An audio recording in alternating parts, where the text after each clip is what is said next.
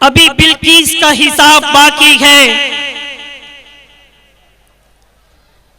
अभी बिल्कीस का हिसाब बाकी है, मुजरिमों से हिसाब बाकी है। फूल मालाओं से स्वागत क्यों, फूल मालाओं से स्वागत क्यों, जवाब दीजिए, अभी जवाब बाकी है। गुनाहगारों को दिया जाएगा, गुनाहगारों को दिया जाएगा, बाअदब वो खिताब बाकी है। मिट्टी नहीं उस दिन की याद, मिट्टी नहीं उस दिन की याद, समंदर का दर्द अभी बाकी है। पूछती होगी वो भी जालिमों से, पूछती होगी वो भी जालिमों से, अभी कितना अज़ाब बाकी है। हो रहा है देश में बहुत कुछ, हो रहा है देश में बहुत कुछ, देश में इनकिलाब बाकी है। अभी बिल्कीस का हिसाब बाकी है, मुजरिमों से हिसाब बाकी है।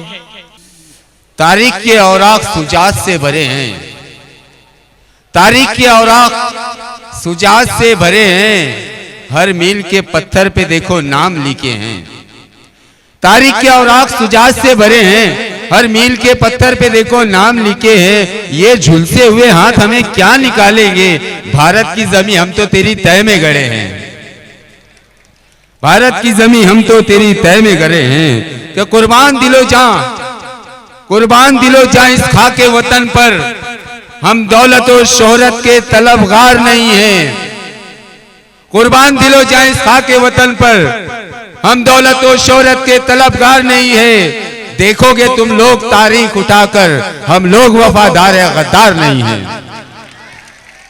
इसी चार मिसरे के साथ फिर मैं आवाज देता हूं, रवीश मोमिन साहब का ऐलान करता हूं कि वो आए अपने विचार व्यक्त करें। रवीश मोमिन साहब, तालियों से इस्तेकबाल किया जाए रवीश मोमिन साहब का।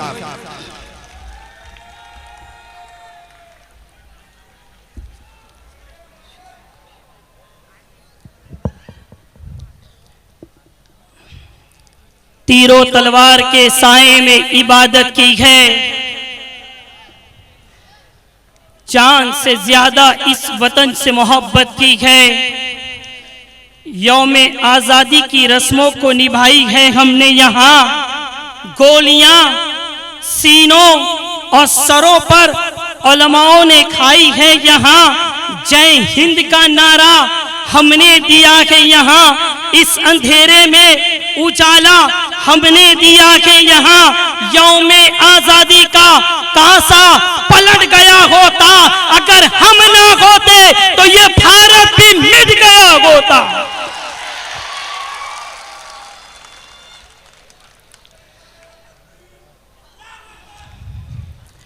आप लोगों का ये जुनून, ये जज्बा आज ये साबित कर रखा है कि गुजरात की विधानसभा के अंदर इंशाअल्लाह मजलिस इत्तेहादुल मुस्लिमीन का झंडा लहराएगा और किसी के माई के लाल में ये ताकत नहीं होगी कि मजलिस के झंडे को रोक के दिखा सके।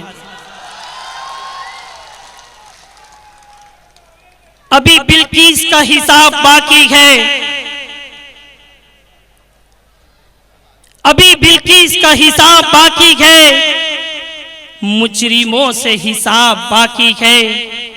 फूल मालाओं से स्वागत क्यों, फूल मालाओं से स्वागत क्यों, जवाब दीजिए, अभी जवाब बाकी है। गुनाहगारों को दिया जाएगा, गुनाहगारों को दिया जाएगा, बाअदब वो खिताब बाकी है। मिट्टी नहीं उस दिन की याद, मिट्टी नहीं उस दिन की याद, समंदर का दर्द अभी बाकी है। पूछती होगी वो भी जालिमों से, पूछती होगी वो भी जालिमों से, अभी कितना अज़ाब बाकी है।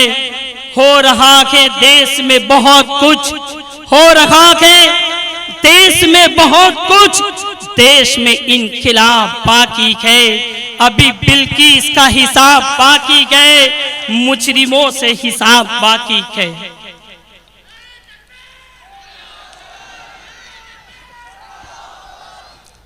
कहते हैं कि बीजेपी के पास सब कुछ है, उनके पास ईडी है, उनके पास सीबीआई है, उनके पास ताकत है, पावर है, उनके पास इलेक्ट्रॉनिक मीडिया है, कहते हैं उनके पास प्रिंट मीडिया है, सब कुछ है उनके पास। तुम्हारे पास क्या है? तो सुनो जालिमों, ईडी का डर बताने वालों, सुनो जालिमों, मीडिया की धमकी देने वालों, हमारे पास खुदा है, हमारे पास रब्बे कायनात है, और उस रब्बे कायनात से सुनो जालिमों, उस रब्बे कायनात से हम दुआ मांग के इंशाअल्लाह इस मर्तबा गुजरात की विधानसभा के अंदर मजलिस की आवाज गूंजेगी। गुजरात की विधानसभा के अंदर बिल्किस बानो के दर्द को बयान किया जाएगा।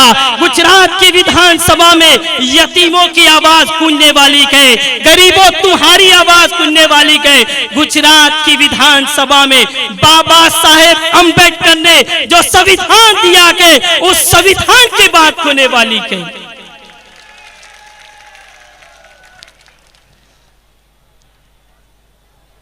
केजरीवाल जी दिल्ली के सीएम कहते हैं कि लोग बीजेपी से नाराज हैं। अच्छा केजरीवाल जी, लोग बीजेपी से भी नाराज हैं, और दिल्ली के सीएम केजरीवाल तुमसे भी पब्लिक नाराज है। इसलिए नाराज है कि तुम एक रिक्शा वाले के घर पे जाते हो, मजलिस रिक्शा वाले के सपोर्ट में है। तुम एक दलित के घर पे जाते हो, मजलिस दलित को सपोर्ट करती है। लेकिन इस गुजरात की सरजमीन से रवीश मोमिन केजरीवाल जी तुमसे सवाल कर रखा है, तुम्हारा वो मंत्री मनीष सिसोदिया से सवाल कर रखा है कि बताओ केजरीवाल जी, तुम दलित के घर गए, हम दलितों के साथ हैं। तुम रिक्शा वालों के घर गए, हम रिक्शा वालों के साथ गए। केजरीवाल बताओ, बिल्किस बानो के घर तुम क्यों नहीं गए?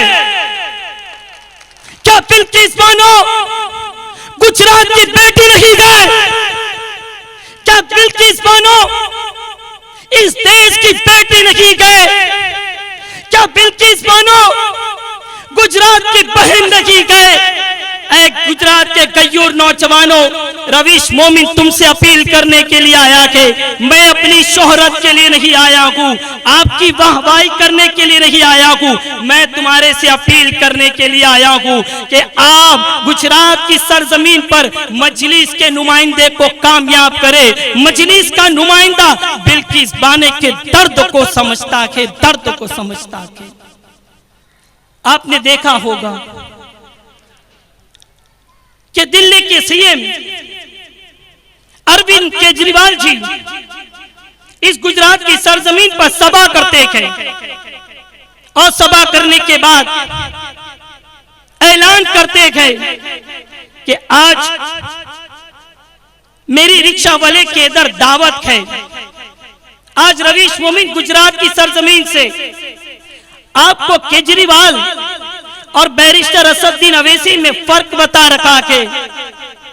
मैं तुम्हें फर्क वाजे कर रखा हूं कि केजरीवाल ऐलान करते गए कि मेरी रिक्शा वाले के इधर दावत है, ढंडोरा पीटते गए और उसके घर पे जाके दावत खाते गए। और मजलिस का काम मैं आपको बता रहा हूं कि मजलिस एक रिक्शा ड्राइवर को वो रिक्शा देती है। रिक्शा देने वाले कोई और नहीं थे, महाराष्ट्र के सदर सैयद इम्तियाज जलील साहब ने एक रिक्शा वाले ड्राइवर को उन्होंने रिक्शा दिया कि मजलिस सिर्फ दावत खाती नहीं रिक्शे वालों की, बल्कि वक्त पड़ा के बल्ला कर रखा हूं।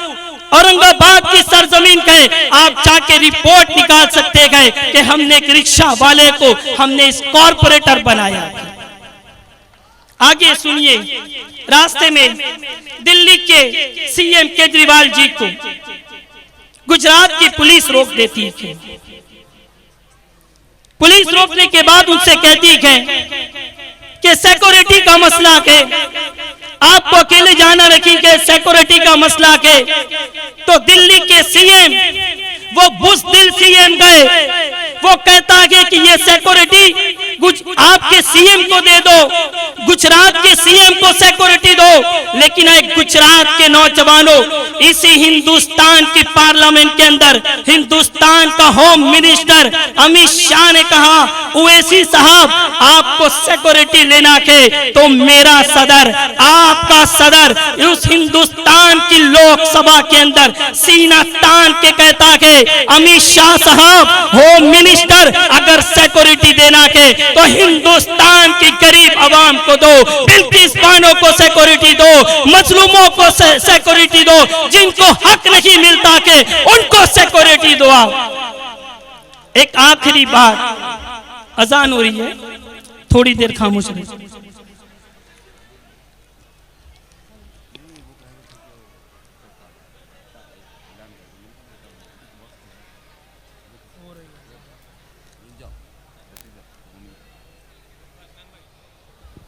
अजान हो गई। मेरे अजीज दोस्तों और बुजुर्गों,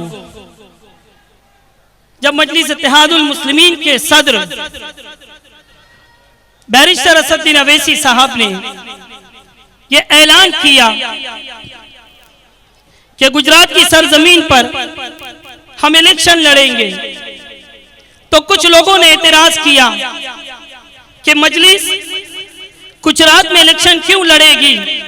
तो मैं उनसे कहना चाह रहा हूं, सुनो, ये हिंदुस्तान की जमहूरियत है, मजलिस इलेक्शन लड़ेगी और जब तक मजलिस इत्तेहादुल मुस्लिमीन का एक एक नुमाइंदा जिंदा रहेगा, मजलिस इलेक्शन लड़ती रहेगी। इलेक्शन लड़ना तुम्हारे बाप से पूछने की जरूरत नहीं है, हम बगैर पूछे तुम्हारे से इलेक्शन लड़ेंगे। मेरे अजीज दोस्तों और बुजुर्गों, आखिरी में एक बात कह के गुजरना चाहता हूं कि दिल्ली के शिक्षा मंत्री मनीष जी दिल्ली की सड़कों पर जा रहे थे।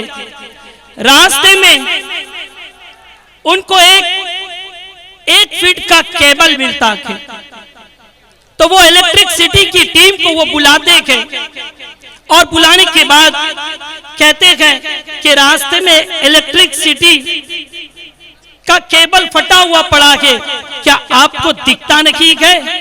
मनीष जी कहते हैं कि अगर आपको काम करना है तो आपको ये फटा हुआ केबल को देखना होगा, आंख को खुली रखना होगा, कान को खुली रखना होगा।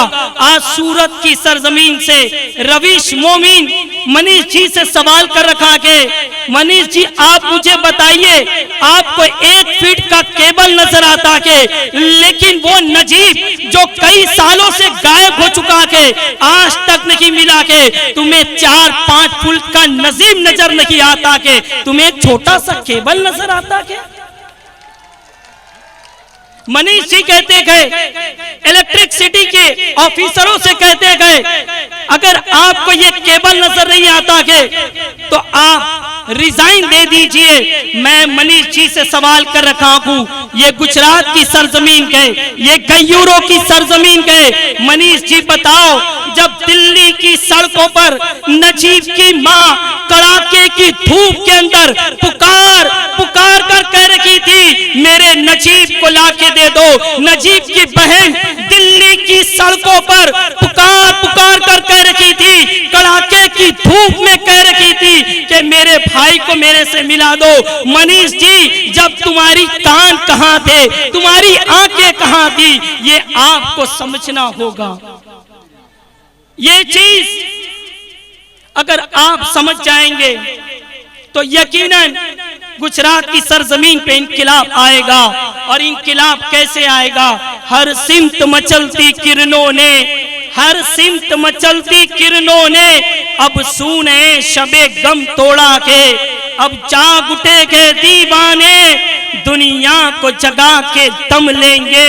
अब बस में जहां महकाएंगे या खून में नहा के दम लेंगे। अब सोचा है अकबर साहब, असद साहब, अब कुछ भी हो, हर हाल में हक अपना लेके रहेंगे।